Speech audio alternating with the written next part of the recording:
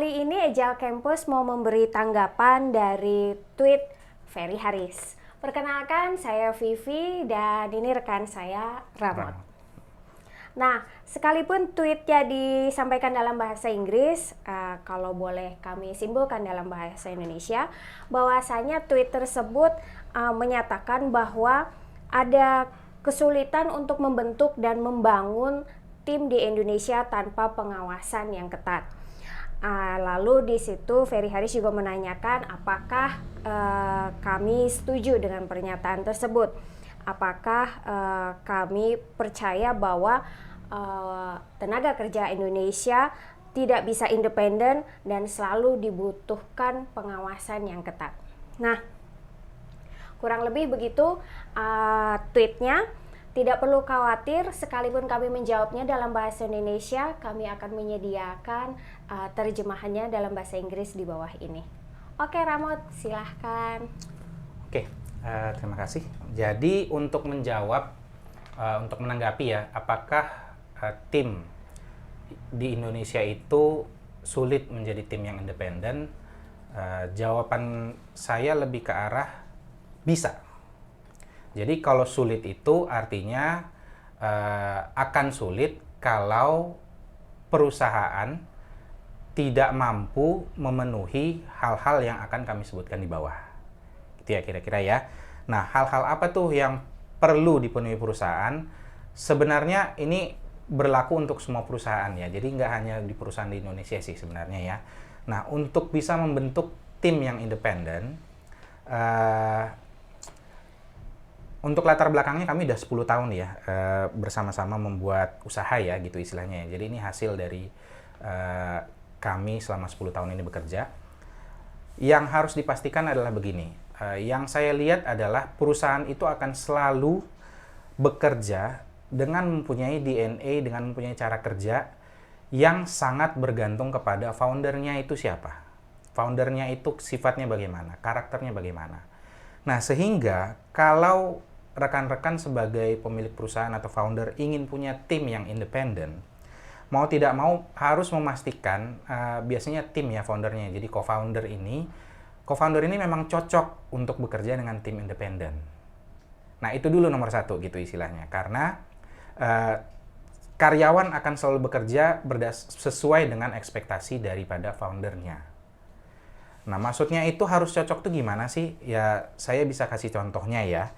Nomor satu, kebutuhan membentuk tim independen ini memang dibuat berdasarkan alasan yang benar. Maksudnya alasan yang benar bagaimana sih? Ya, alasan yang benar itu adalah memang kebutuhannya untuk tim yang independen. Bukan karena foundernya sendiri sebenarnya bukan tipe founder yang suka untuk harus campur tangan untuk repot mengatur orang lain, alias kemampuan manajemennya sebenarnya tidak begitu tinggi gitu istilahnya, atau tidak mau direpotkan aja dengan manajemen gitu. Itu alasan yang salah untuk membentuk tim independen, karena karyawan akan melihat bahwa rekan-rekan sebenarnya tidak peduli dengan mereka secara manajemen gitu. Nah, itu akan membuat sesuatu yang lebih nggak enak ya di perusahaan ya. Nah, jadi pastikan dulu alasannya itu memang benar, bahwa memang perlunya tim independen gitu istilahnya. Nah, nomor dua adalah pastikan rekan-rekan sebagai founder itu memang nyaman ya untuk menyerahkan kontrol keputusan kepada karyawan. Karena independensi itu soal kepercayaan, dan kepercayaan itu adalah soal percaya bahwa karyawan bisa memutuskan hal yang paling baik untuk perusahaan. Tentunya keputusan ini sesuai dengan bidang pekerjaan dia ya, lingkup pekerjaan dia gitu istilahnya. Jadi bukan semua keputusan mesti diserahkan kepada tim, tetapi untuk yang lingkup pekerjaan mereka, untuk menjadi independen, kontrol keputusan itu mesti diserahkan kepada tim tersebut. Nah, nomor 3 adalah founder itu mesti nyaman bekerja dengan jumlah informasi yang minimal. Karena akan tidak efisien untuk membuat tim yang independen, tapi pekerjaannya setiap hari harus melaporkan semua yang dipekerjakannya kepada manajernya atau kepada founder gitu istilahnya. Jadi habis waktunya untuk melapor dan itu akan menjadi tidak efisien untuk perusahaan. Makanya memang founder ya mesti nyaman untuk mempunyai informasi yang minimal. Dan itu akan berlanjut ke nomor 2 gitu istilahnya. Agar founder itu merasa nyaman, gimana dong? Nah, agar founder itu merasa nyaman, berarti founder juga harus memastikan perusahaan punya budaya yang memang mendukung tim untuk bekerja independen. Nah, ini jadi ada 2 ya. Pertama, foundernya sendiri, lalu yang kedua adalah perusahaannya. Nah, perusahaannya harus dibentuk untuk membuat tim ini nyaman untuk menjadi independen. Itu gimana sih maksudnya? Nah, nomor 1 contohnya adalah orang-orang tidak akan bisa independen kalau karir mereka itu bergantung kepada penilaian supervisornya atau manajernya atau siapapun di atasnya. Kenapa? Ya karena secara naluri, alih-alih daripada independen, mereka akan merasa untuk karir mereka lebih baik kami mencari tahu supervisor ini pengennya pekerjaan ini diselesaikan caranya gimana. Itu sesuatu yang normal ya. Maksudnya jangan meminta mereka untuk independen kalau Anda sendiri tidak membuat penilaiannya independen gitu. Nah, jadi kira-kira seperti itu ya. Jadi tim yang independen, kalau dari pengalaman saya, tim yang independen pada akhirnya itu tidak punya manajer. Karena mereka bisa membuat keputusan sendiri. Nah, tapi mereka jadinya harus mempertanggungjawabkan semua yang mereka kerjakan itu alasannya seperti apa. Kenapa mereka melakukan seperti itu? Nah, dan ini kemudian berhubungan dengan hal yang kedua ya. Jadi, perusahaan itu jadinya harus punya mekanisme untuk mengatasi kegagalan dalam bekerja. Nah, mekanisme mengatasi kegagalan ini tujuannya itu berbeda. Jadi maksudnya bukan berarti bahwa kalau gagal ini kelihatan lalu kemudian akan karyawannya diganti gitu. Nggak begitu. Justru sebaliknya. Jadi mekanisme perusahaan ini harus bisa memfasilitasi karyawan untuk membuat karyawan itu merasa aman untuk gagal. Karena yang namanya bekerja, tantangannya adalah bagaimana cara membuat karyawan itu merasa nyaman untuk mengambil tantangan-tantangan hal-hal yang mereka belum pernah kerjakan sebelumnya. Dan itu berarti termasuk risiko gagal ya, Bu Vivi ya, gitu ya istilahnya. Nah, jadi kalau perusahaan merespon kegagalan orang dengan cara memotong gaji atau langsung terkena karirnya bisa jadi tidak cepat naiknya. Nah, itu akan membuat mereka merasa takut untuk gagal. Ketika orang merasa takut untuk gagal, mereka tidak akan berani mengambil keputusan. Ketika mereka tidak berani untuk mengambil keputusan, itulah saat mereka namanya tidak independen. Apa-apa nanya ke manajer dulu, apa-apa tidak berani dikerjakan, takut salah soalnya. Nah, jadi untuk bisa memfasilitasi itu ya perusahaan harus mempunyai mekanisme kalau gagal bagaimana yang membuat karyawan nyaman untuk tetap berusaha dan gagal. Dan tentu saja belajar dari kegagalannya ya. Jadi bukan hanya gagal nggak selesai gitu. Tapi belajar dari kegagalan itu bagaimana untuk mencoba cara yang baru. Nah, sehingga untuk bisa mengkomunikasikan itu semua, maka laju informasi dari paling atas sampai paling bawah. Kalau kita lihat hierarki perusahaan, biasanya paling atas ada dari CEO sampai paling bawah, karyawan paling bawah, itu laju informasinya itu harus lancar gitu. Nggak bisa di silo gitu, nggak bisa dikumpulin cuma di manajer sini, kena berhenti di manajer di sini, lalu berhenti di manajer di atasnya. Karena kalau misalnya berhenti, berarti ada informasi yang nggak akan kelihatan gitu. Kalau ada informasi yang nggak akan kelihatan, ya kadang-kadang akan ada keputusan yang jadinya berdasarkan informasi yang tidak lengkap. Jadi kira-kira seperti itu ya. Nah, lanjut. Lalu soal perusahaan ini berarti kan nanti akan berhubungan soal budaya kerja. Gitu ya. Nah, soal budaya kerja ini berarti kan cara kerja dan pola pikirnya memang harus memfasilitasi tim yang independen gitu istilahnya. Nah, dari pengalaman kami, saya itu mulai karir saya tentunya jadi programmer dulu ya. Nah, saya kan IT, lalu menjadi project manager. Project manager berarti memakai caranya waterfall tentunya ya. Lalu beralih menjadi memakai cara yang memakai pola pikir berbasis agile. Nah, saya bilang pola pikir ya, bukan metodologi. Karena Agile itu bukan metodologi. Agile itu pola pikirnya. Jadi the whole company akan berubah. Nah, dari pengalaman saya mencoba berbagai jenis metodologi, pola pikir, dan sebagainya macamnya, yang saya lihat yang paling cocok untuk tim independen adalah pola pikir yang berbasis Agile. Gitu. Nah, ini kenapa gitu istilahnya ya? Kenapa gitu? Karena Agile itu jauh lebih fleksibel dalam menghadapi kenyataan di lapangan gitu istilahnya. Nah, ini juga didukung, kenapa saya lebih suka memakai Agile, ini juga didukung dari hasil riset ya. Risetnya itu dilakukan oleh grup namanya Standish. Standish biasanya mengeluarkan laporan secara teratur, namanya Chaos Report. Nah, terakhir itu tahun 2020, yang membandingkan proyek-proyek yang memakai metodologi yang berbeda, gitu istilahnya.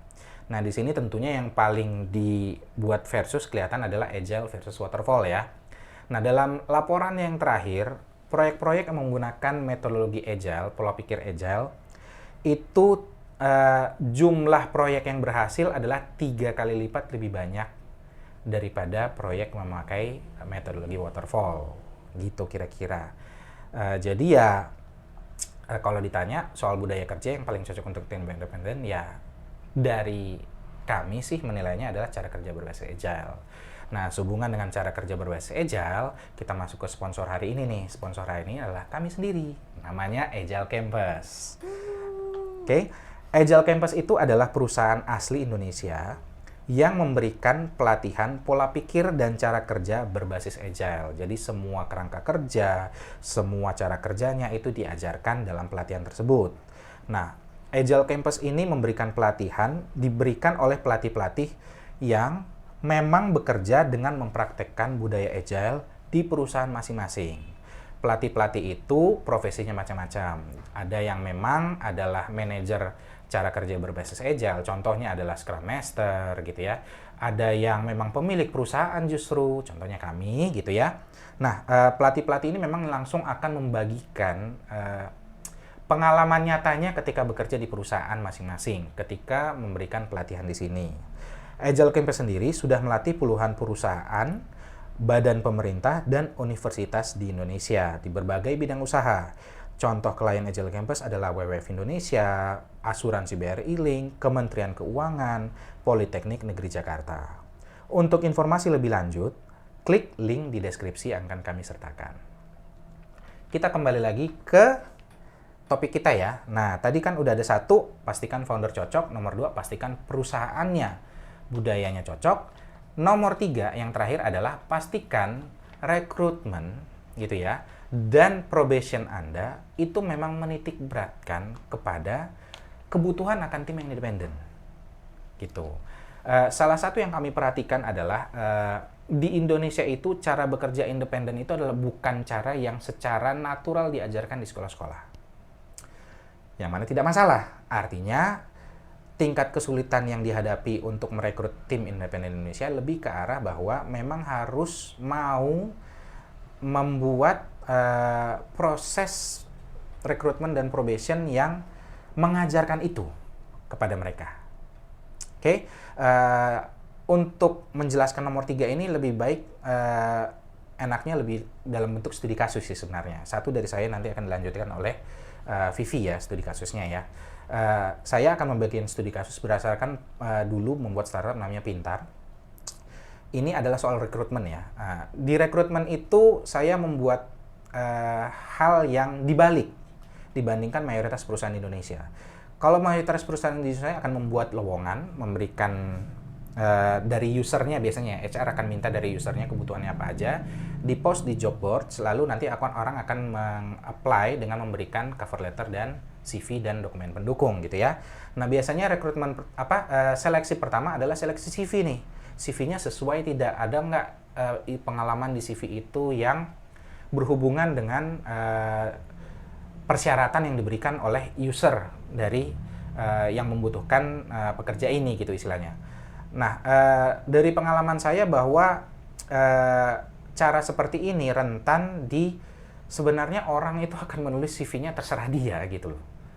Jadi seleksi melalui CV menurut saya itu justru akan sangat berat, sangat banyak waktunya harus mengambil orang HR untuk melihat CV satu-satu gitu.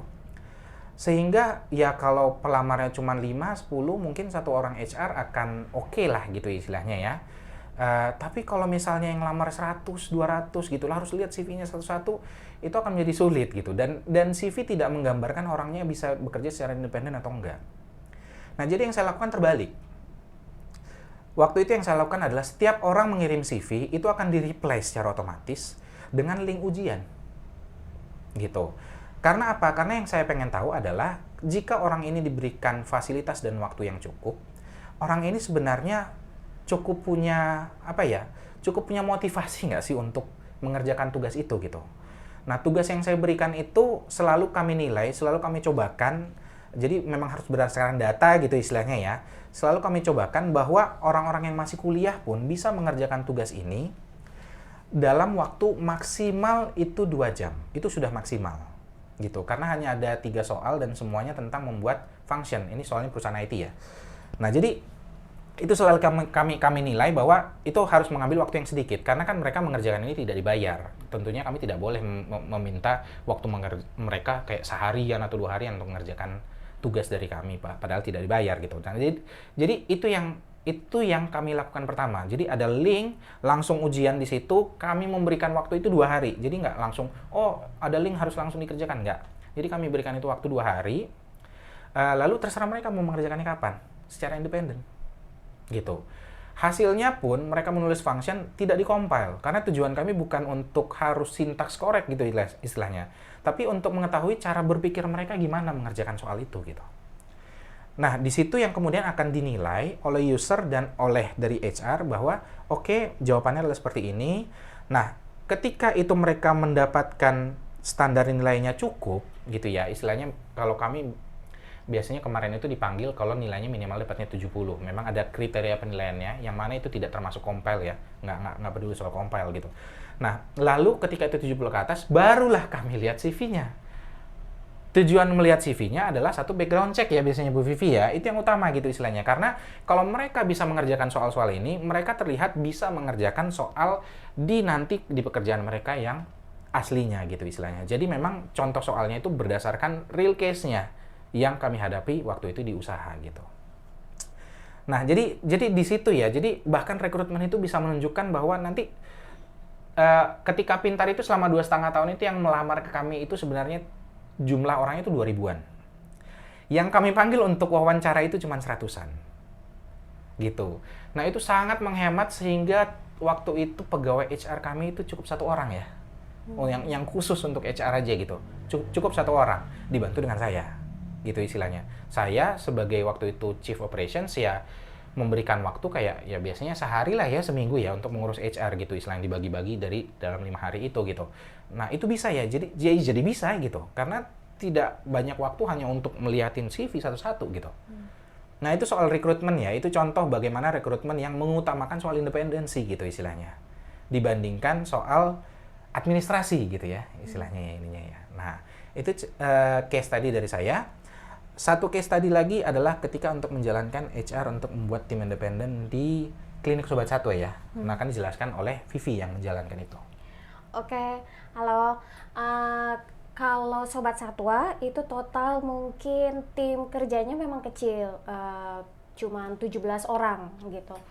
Nah, memang awal Sobat Satwa dibuat tahun 2020, kami juga masih meraba-raba bagaimana mengurus sebuah klinik. Walaupun kecil, tapi kami ingin profesional lah ya. Iya, karena Sobat Satwa itu praktek dokter hewan ya, Bu iya, Vivi ya? Iya. Iya. Nah, di 2023 ini kami mendapati bahwa ada hal yang perlu dijembrengkan lebih baik lagi. Sebenarnya dari 2020 tim sudah bisa bekerja mandiri, independen. Mereka sudah tahu apa yang harus mereka kerjakan, sekalipun sebenarnya kami sama-sama meraba-raba ya. Nah, tapi seperti belum tertuang gitu. Maksudnya ini tuh harus bagaimana gitu. Jadi maklum ya, ini 2020 kan ke 2023, sekarang 2024 ya, baru 3 tahun gitu, karena dibukanya klinik 2020 akhir. Nah, kami menyusun indikator kinerja utama. Kalau orang bisa bilang itu KPI gitu ya. Percaya nggak percaya, indikator kinerja utama ini kayak saya susun berdasarkan pengalaman saya menjadi guru untuk remaja autis. Jadi bisa bayangin sebuah penyusunan kurikulum lalu diejawantahkan dalam kegiatan pelajaran hari per hari, itu saya terapkan di sebuah klinik hewan. Nah, ketika itu disusun, itu dimulai dari kebersihan dulu, dari tim kebersihan, karena waktu itu concernnya adalah ini kurang bersih, tapi yang sini bilang buat saya itu udah bersih. Nah, bagaimana membuat, kalau dalam Agile disebutnya definition of done bersih itu kayak apa? Dan itu semua ditulis, sampai memang ditulis jam per jamnya, karena memang jelas kami jam kerjanya gitu kan. Lalu udah kami tulis termasuk definisi bersih itu seperti apa, lalu ada penilaiannya. Nah, untuk bekerja independen itu saya menyadari satu hal. Nah, lagi-lagi nih, ini adalah pelajaran yang saya dapat di Universitas Indonesia tahun 2002. Jadi sebuah pelajaran 21 tahun yang lalu gitu, mungkin terkesannya klasik kalau nggak mau dibilang jadul, tapi toh masih applicable di tahun 2020-an ini. Yaitu tentang berkomunikasi asertif dan empati. Jadi, saya selalu mengajarkan kepada setiap tim yang cuma 17 orang itu gitu kan, mungkin Ferry akan mengusahakan mungkin membuat 50 atau 100 orang, cuman di 17 orang ini secara rutin saya mengindoktrinasi bahwa semua harus belajar asertif. Artinya tidak menjadi mentang-mentang, tapi juga tidak menjadi ya udah aku terima semua apa adanya, aku diam aja. Jadi semua berlatih untuk ngomong. Termasuk di masalah definition of done soal bersih, semua boleh beropini, definisi menurut saya bersih seperti ini. Lalu saya juga melatih seluruh tim tentang berempati. Bagaimana coba menempatkan kalau kamu di posisi rekan kerja itu, apakah kamu nyaman dibegitukan gitu. Ada tantangannya nggak? Ada, tentu saja, karena kan mereka tidak nyaman. Orang Indonesia itu tidak nyaman untuk menyampaikan apa yang dia rasakan.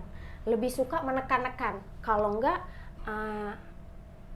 meledak gitu. Jadi melatih untuk meregulasi, menyampaikan apa yang disampaikan dengan runut, bahkan kepada saya yang notabene mungkin mereka lihat saya di atas gitu.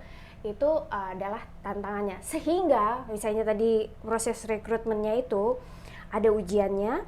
Nah, maka masa percobaan itu saya selalu bilang masa pencobaan, yang mana masa pencobaan itu saya tidak setuju sejujurnya kalau cuma 3 bulan, jadi saya selalu menetapkan 6 bulan. Disitulah nampak apa adanya. Kalau orang tersebut selalu berulang kali sulit menyampaikan apa yang dia rasakan, maka ya kemungkinan besar memang ya nggak cocok berada di tim ini, karena di Sobat Satwa ini diharapkan dia harus ngomong.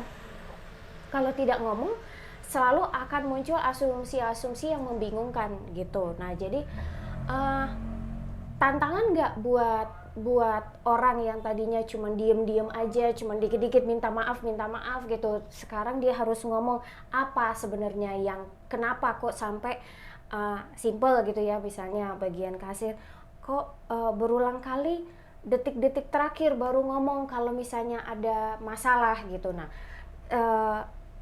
akhirnya dia bisa berlatih ngomong apa tantangan dia, sampai dia bisa ngomong aku butuhnya dibantu seperti ini gitu. Nah, dia bisa aman, dia bisa yakin cara menyampaikan hal tersebut, karena dia tahu bahwa lingkungan kerjanya menerapkan empati.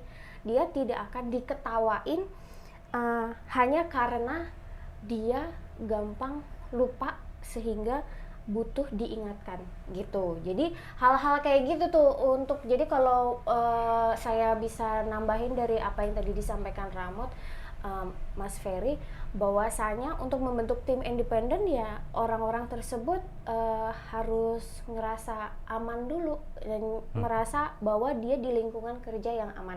Kalau saya suka ngomong tuh ke rekan-rekan kerja itu adalah gini, kita nggak pernah tahu kita masuk surga apa neraka, kita nggak pernah tahu kapan kita mati, tapi setidaknya dalam 8 jam bekerja ini marilah kita membuat surga di bumi untuk rekan-rekan kerja kita. Gitu aja sih. Ada lagi yang mau ditambahin Ramot sebelum kita tutup nih? Sudah ya, jadi intinya direkap sedikit, untuk membuat tim yang independen berarti harus membuat perusahaan yang juga bisa mensupport tim yang independen, dan perusahaan yang mensupport tim yang independen adalah perusahaan yang mengusahakan sehingga karyawan, satu, jelas pekerjaannya apa, nomor dua, jelas tujuan mengerjakan itu untuk apa, gitu ya, dan memang pekerjaan yang diberikan itu jadinya memang akan mencapai tujuan itu, gitu ya istilahnya ya. Lalu jelas penilaian terhadap mereka apa, bagaimana cara mencapainya, dan terakhir jelas untuk mereka bisa dapat karirnya naik seperti apa. Betul. Dan tidak tergantung orang lain. Kira-kira seperti itu yang bisa dilakukan. Untuk memberikan konteks juga, Sobat Satwa tadi 17 orang itu diisi oleh karyawan-karyawan kami, ada yang mulai dari tidak lulus SD ya. Betul. Sampai ada yang adalah dokter hewan ya, gitu istilahnya ya. Profesi S1 profesi dokter hewan gitu. Waktu yang di Pintar itu diisi sekitar 50 orang terakhir ya. 50 orang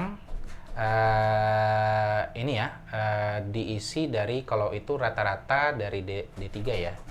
Kecuali OB-nya mungkin SMA sampai S3 ya, waktu itu ya, sampai S3. Jadi sebenarnya tidak tergantung tingkat pendidikan di Indonesia gitu istilahnya, tapi tergantung daripada kita bisa ngasilin timnya independen atau enggak. Kira-kira itu yang bisa kami share hari ini. Sampai jumpa di podcast selanjutnya.